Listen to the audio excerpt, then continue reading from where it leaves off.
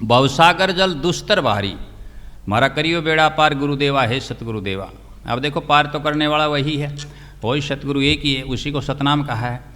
भवसागर जल दुस्तर भारी, दुस्तर शब्द आया एक तो इसमें, ये कठिन होगा कम पढ़े लिखों के लिए मेरे ख्याल से। तो दुष्ट का अर्थ होता है मुश्किल कठिन, और तर मानी तरना। जिस जल में तैरना मुश्किल हो कठिन हो उसको क्या कहते हैं? दुस्तर। ठीक है, समझ गए ना। तो भवसागर जल दुस्तर बारी, नाव हमारी जिकोड़ा खारी, क्योंकि ऐसा जल उसमें है कि वो आगे जाने नहीं दे रहा, पार नहीं किया जा रहा, बहुत गहरा है और भंवर है, बीच में तूफान है, डूबी जा रही मझधार मझधार में डूब रही, भयानक भव सागर भरा है। अब भयानक डराने वाला है, उसमें तरह तरह के जलीय जीव हैं, उनका भय भी है कि यदि कहीं कोई थोड़ी बहुत इधर उधर हुई तो वो निगल ही जाएंगे। समझ गए ना इस बात को? भवसागर, भवसागर का अर्थ समझते हो क्या होता है? भव मानी संसार और सागर मानी समुद्र है। ये हम जो सब हैं, ये पूरा सकल पसारा, ये क्या है? भव सागर है। और इसमें तरह तरह के जीव, समझ गए ना आप? अच्छे भी बुरे भी। वो फिर वो तुलसी ने क्या कहा था? हाँ, सबसे हिल मिल चालिए नदी नाव संयोग, तुलसी संसार में भांत भांत के लोग। तो उनके साथ भी रहते हुए भी, इनके अंदर रहते हुए भी, और फिर भी हमें चलना है, आगे बढ़ना है, हमारे मंजिल मुकाम को प्राप्त करना है। इस बात को ध्यान में रखो। तो ये तरह तरह के जीव हैं, कोई इसमें सज्जन है, कोई इसमें दुर्जन है, कोई हिंसक है, और ये सारे भवसागर हमारे शरीर के अंदर भी काम है, क्रोध है, मद है, लोभ है, मोह है, इत्यादि विकार हैं। ठीक है जी।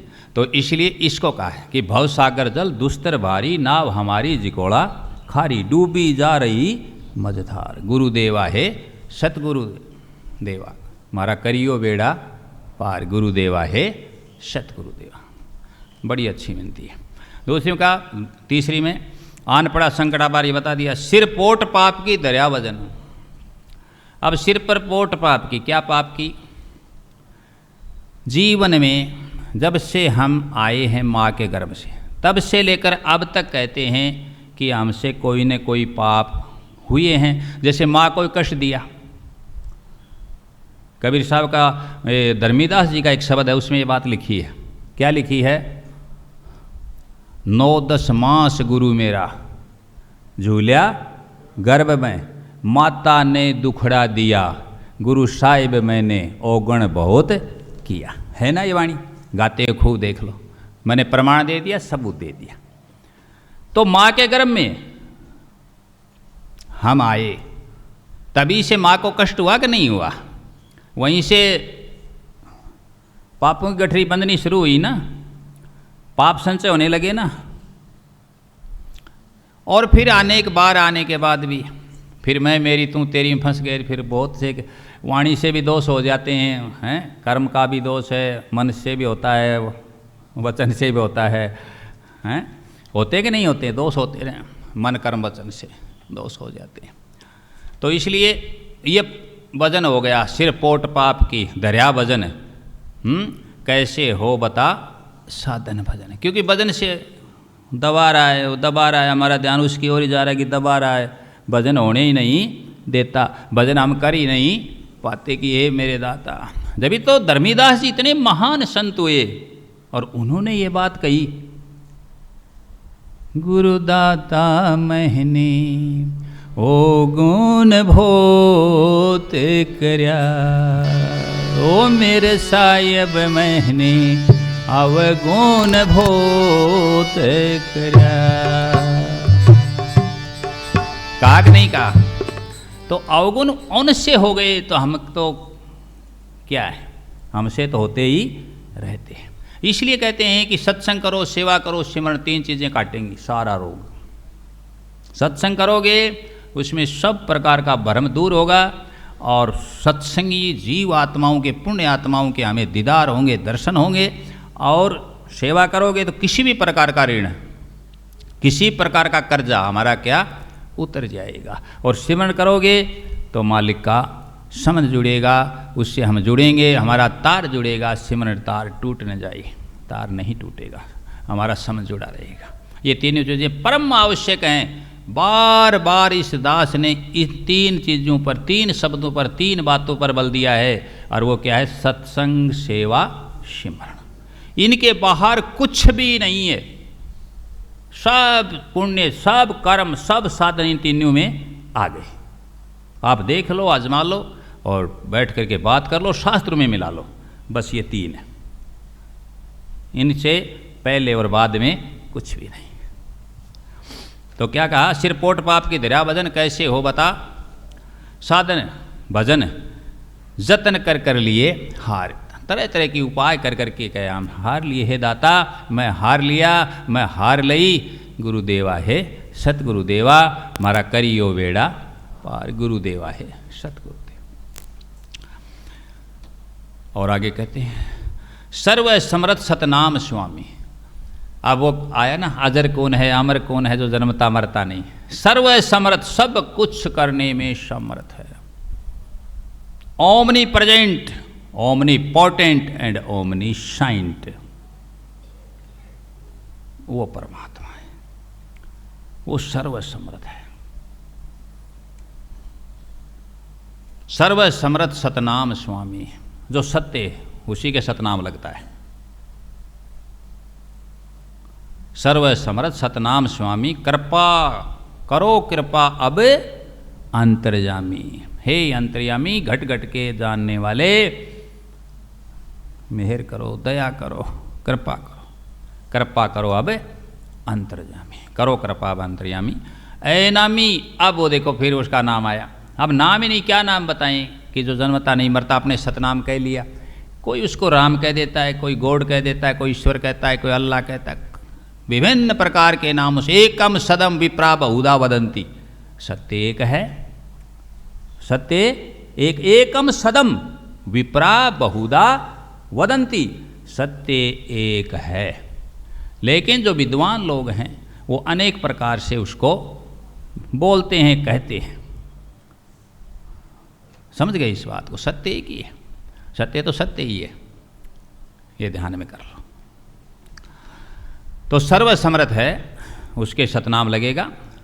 जो अरमान साहब ने बात कही है वो मैंने बहुत क्लियर, बार बार हर जगह लिखा भी हमने, फ्लेक्सों में लिख के लगा रखा है कि एक ही बात को रट लो, सतनाम आनंद है, सतनाम आनंद है और अमृत की घूंट। राम सिंह सतनाम बिना और नाम सब झूठ। क्लियर है? बस ये सबसे बेस्ट साखी ये दोआ राम सिंह जी अरमान साहब ने कहा, इसके ऊपर कुछ नहीं, और नाम सब झूठ है। अब रटो, कोई भी नाम जपो, कोई मना तो नहीं करता। अपनी अपनी पसंद या अपनी अपनी इच्छा या अपना अपना गुरुओं का ज्ञान है कि नहीं, बच सकते हो, जप सकते हो, कोई मना ही नहीं है। अब उन्होंने ये भी पूछा था कि क्या करें, तो वही उसके लिए ये भी तो है ना, कबीर साहब ने भी तो कहा है क्या, मेरा यो मन मानता नाही, इसने मैं, हे इसने मैं कैसे समझाऊं, हे मेरा यो मन मानता नाही।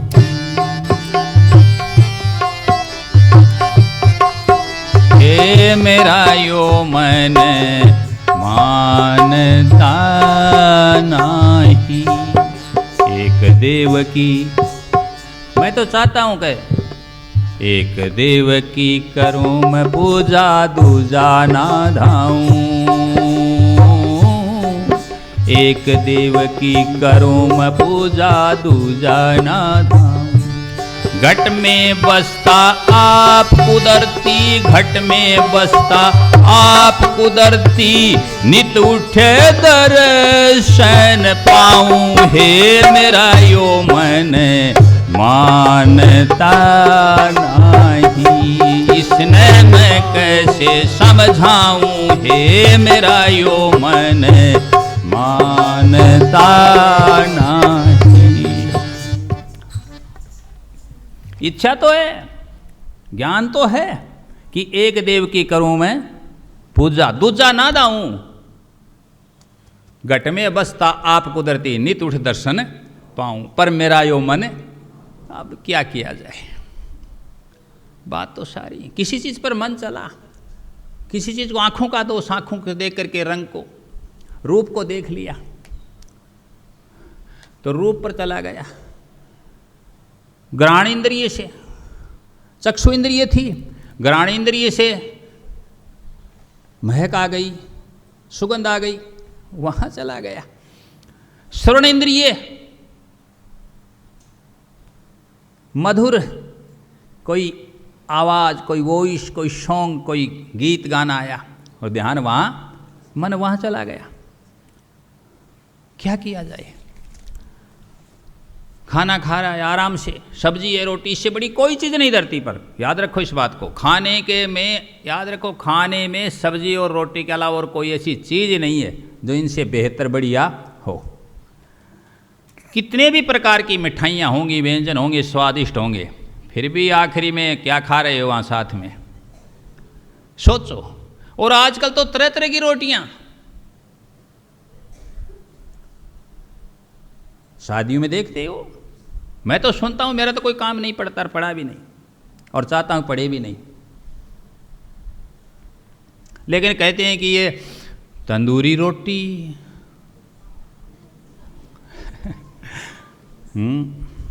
बताओ अब, तंदूरी रोटी, ये सादी रोटी, ये मेथी की रोटी, ये रुमाली रोटी, और क्या कई नाम बोलते हैं, ये नान रोटी हैं, बहुत से नाम हैं। अब रोटियां भी इतने प्रकार की हैं, तो मेरे ख्याल से खाने वाले वहाँ जाते होंगे तो उनका मन भी वहाँ उन पर सब को टच कर करके आता है। खाएं नहीं खाएं अलग बात, मक्खी ये जरूरी है कि एक ही चीज़ पर बैठ के उसी का ले रही है, वो रस टच तो करती है, बैठ के चेक तो कर रही है, मन तो जाएगा, पहुँच गया। लेकिन मन जब नहीं जाएगा, तुम नहीं जाना, मन जा करके वापस जख मार के आ जाएगा। रही मन जय मन हाथ है, तो मनसा कहो कि न जाई, जल में ज्यों छाया पड़ी तो काया बीजत नहीं। पानी के किनारे खड़े हो गए, किसी भी झील के, नदी के, तालाब के, समुद्र के पानी में हमारी क्या दिखाई दे रही, परछाई दिखाई दे रही ना। क्या हम भीग गए? भीग गए क्या बताओ? गीला हुआ कोई? हम तो किनारे खड़े हैं, लेकिन हमारी छाया पूरा शरीर की आकृति कहाँ बनी हुई है? पानी में बनी हुई है। बस ये सिद्धांत समझ लो, ये प्रिंसिपल हेड। मन के पीछे मत जाओ। यदि हम उस छाया के पीछे चले जाते तो हम भीग जाते। मन आ जाएगा जख मार करके। साधन करना है तो एक ही बात रटो, एकांत में रहना सीख लो और सबके बीच में रहना सीख लो। समझ गए? एकांत में रह जाएगा, वह सबके बीच में भी रह सकता है, कोई प्रभाव नहीं होगा, निष्प्रभावी रहेगा, विदाउट इफेक्ट।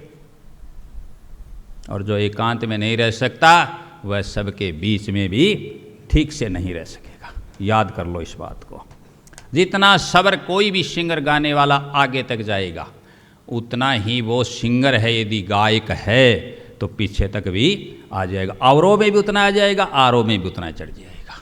ये पक्का कर लो। और यदि ऐसा चढ़ा उतरा नहीं गया, सिंगर नहीं है, उसको अभ्यास नहीं है, रियाज करने की आवश्यकता है। तो इन बातों को पक्का करो। तो वो अनामी कौन है? वो सतनाम, जिसका नाम नहीं, नाम हमने धर लिया, नाम हमने रख लिया है, तो क्या? अनामी। इसलिए उस धाम को क्या कहा? सतलोक। सतलोक के बाद क्या कहा? अलखलोक। अलख के बाद क्या कहा? अनामी। अनामी, अलख, सतलोक, अलखलोक, फिर अगमलोक, और फिर क्या कहा? अनामी। पहले सतलोक का सत्य है वह लोक जहाँ हमारा प्रकाश, हमारा का मतलब हमारी आत्मा का, रूह का प्रकाश कितना सूर्य है? 16 सूर्य।